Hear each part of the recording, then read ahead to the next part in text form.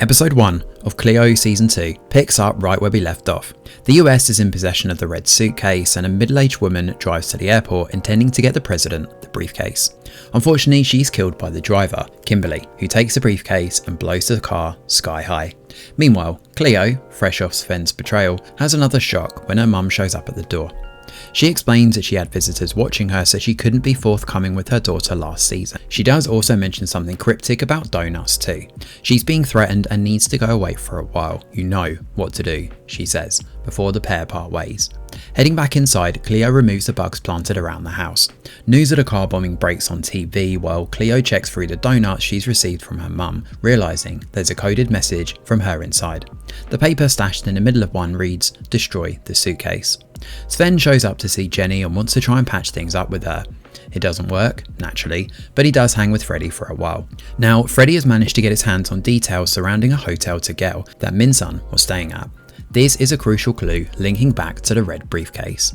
Sven shows at the hotel, but he finds someone called Rose there instead, not Min-sun. Min-sun has been deactivated, i.e. killed, and Rose is part of the CIA.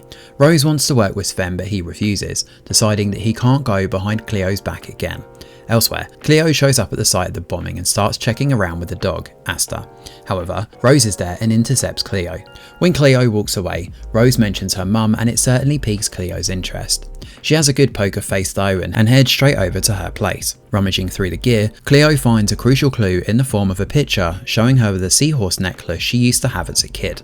Thilo, fresh off his hallucinogen trip, shows up with Sienna and the pair decide to crash at her place for a while. Kleo decides to go see Aunt Margot but instead finds Juve there, who happens to still be alive. Juve meets his contacts, including a guy called Pichote, who happens to have a whole bunch of weapons. Juve pays his way and gets his hands on some pretty good guns, including a rocket launcher that I'm sure will come into play later on this season. That night, the sensors in Kleo's office go off as it seems someone has broken into the perimeter. As she throws a hand grenade and it goes off, out steps Sven, which is pretty lucky because Kleo nearly blew him sky high. Sven apologises but shares what he's found out. He's got the police file surrounding the bombing and it's enough to get a foot in the door. Sven explains that he's been working with the CIA all this time, so his hands were tied. However, he's not going to do that anymore and is Team Kleo all the way. Unfortunately, they realise that all of this could link to Kleo's grandfather, given he was responsible for agents in the West. Kleo believes she has a lead and immediately asks Sven to leave. Now that their deal is done with sharing intel, Kleo has had enough and with a gun pointed, forces Sven out.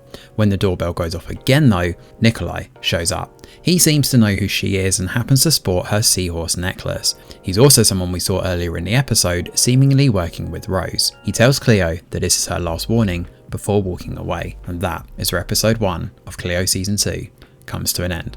And just from this first episode, it's clear that whatever is in this red suitcase, it seems to link back to the past. There's plenty of drama still to unfold and it'll be interesting to see how all the puzzle pieces fit together when the season is done.